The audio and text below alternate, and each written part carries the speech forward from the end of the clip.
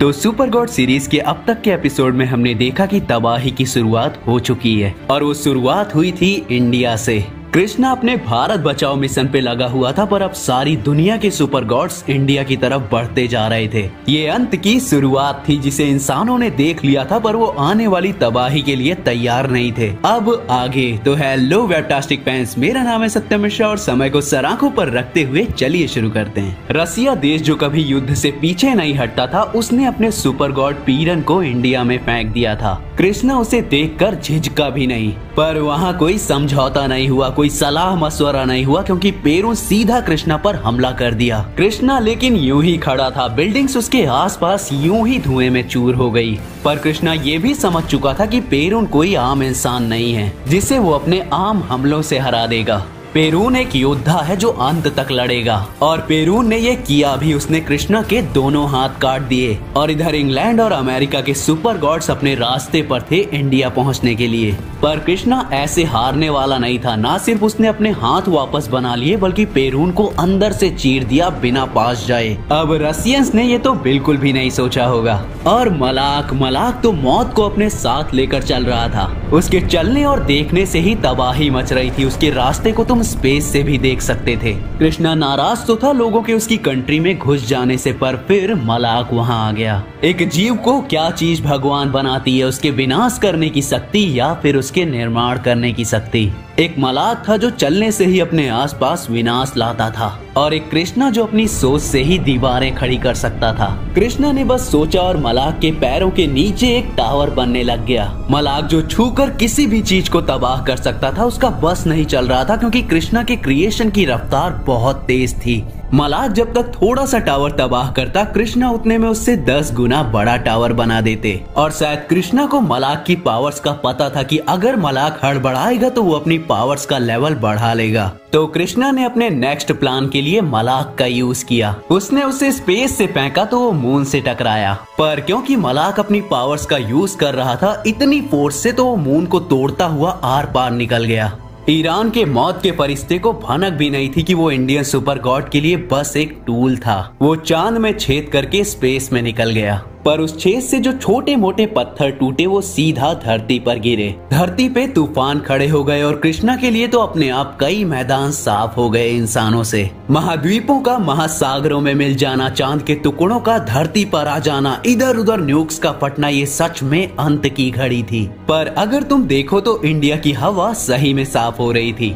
इतनी आग और तबाही के बीच भी इंडिया पहले से ज्यादा अच्छा बन रहा था जीवन के लिए। मतलब कृष्णा सच में इंडिया को बचा ही रहा था। पर चाइना का सुपर गॉड मैत्रेय भी वहां आ गया। कृष्णा जो ऑब्जेक्ट्स, लैंड और जिन चीजों में जान नहीं होती उनको यूज करके काम करता है, और मैत्रेय जो ह्यूमंस को यूज करता है। मैत्रेय ने आते ही लोगों को अपने हिसाब से ढालना शुरू कर दिया। साइमन ये तक सोचता है कि काश अगर हमने ये सुपर गॉड्स नहीं भेजे होते, काश हमने कृष्णा को अपना काम करने दिया होता, तो आज ये धरती स्वर्ग जैसी होती। कुछ बलिदान होते, पर कृष्णा सच में धरती को बचा रहा था। पर अब हम अंत की तरफ हैं। इन सुपर गॉड्स को इंडिया पर छोड़ने की वजह से प्रकृति को बहुत नुकसान हुआ है। जिन देशों ने इन मशीनों को बनाया था वो खुद ही धूल में मिल चुके हैं। इंसानी जान के बचने का कोई रास्ता नहीं दिख रहा। इधर मैत्रेय अपना कुछ बना रहा था। ह्यूमन जिंदा बॉडीज का यूज करके अपने लिए कुछ बड़ा तैयार कर रहा था, जिसकी भनक कृष्णा तक को नहीं थी। अब लगाम इंसानों के हाथ में थी ही नहीं। इन्फेक्शन हर जगह फैल चुका था। पर वहीं कृष्णा अपना एक स्ट्रक्चर बना चुका था जो ऑक्सीजन छोड़ रहा था और पॉल्यूशन अंदर ले रहा था। नदियां साफ हो गई थी वहां, यहाँ तक कि कृष्णा ने कई इंसानों को भी वहां पनाह दी थी, क्योंकि उसके लिए जनसंख्या समस्या तो थी, पर वो भी जानता था कि इंडिया उसके लोगों के बिना कुछ नहीं है। तो तुम बोल सकते हो कि कृष्णा एक विनाश और क्रिएशन के भगवान का काम खुद कर रहा था। वो इंसानों को एक नई जिंदगी शुरू करने का मौका दे रहा था उसकी बनाई जन्नत में। पर चाइना का मैत्रेय तैयार था। उसने इंसानों की बॉडीज को मिक्स करके उसने उन सब को मिला के एक कथुलू जैसा मॉन्स्टर बना दिया था। इंसानी मीट का बना ये राक्षस कृष्णा की जन्नत की तरफ बढ़ रहा था। हर तरफ आग और तबाही मचाने पर कृष्णा टस से मस नहीं हुआ। अचानक से उस राक्षस के आर पार एक बिल्डिंग घुसा दी गई और उसमें से निकले कृष्णा के बनाए बहुत सारे सांप और मधुमक्खियां। मैत्रेय कुछ नहीं कर पाया जब वो सांप और वो मधुमक्खियां उसे और उसके राक्षसों को काट काट कर खा गई। बस वो दर्द में चिल्लाया और वहीं मारा गया। ये चाइना के सुपर गॉड का भी अंत था और कृष्णा अभी भी शांति से खड़ा था। सब समझ चुके थे कि इस नई दुनिया का रूलर कौन है, ये दुनिया किसके हिसाब से चलनी है। पर तभी वहाँ कोई और आता है कृष्णा के पास। वो था अमेरिका का सोल्जर, उनका मसीहा, उनका टर्मिनेटर जेरी।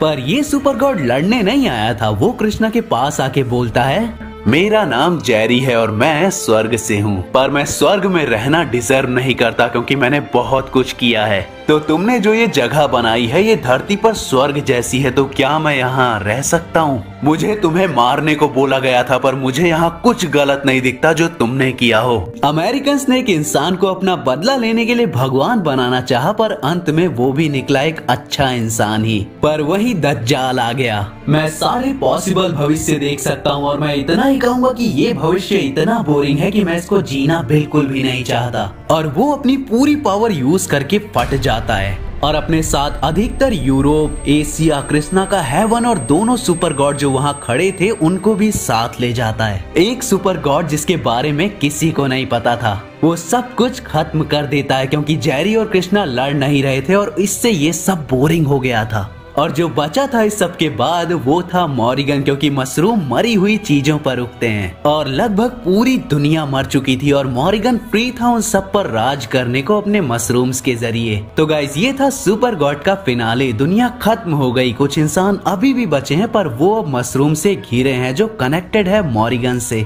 तो जो साइमन ने कहा था वो सच था, अगर कृष्णा को रोकने कोई नहीं जाता तो धरती आज स्वर्ग होती। तो आगे भी मैं ऐसी ही इंटरेस्टिंग कॉमिक्स तुम सबके साथ लाया करूंगा, तो बस चैनल को फॉलो कर लेना और अगर यूट्यूब नोटिफिकेशन ना भी भेजे तब भी दिन में एक बार चैनल को जरूर चेकआउट करते रहना, क्या पता कुछ बवाल मिस कर दो। तो इस तरह से सुपर गॉड सीरीज का अंत होता है। तो मैं मिलता हूँ किसी और सीरीज और वीडियो के साथ, तब तक के लिए बी फैंटास्टिक।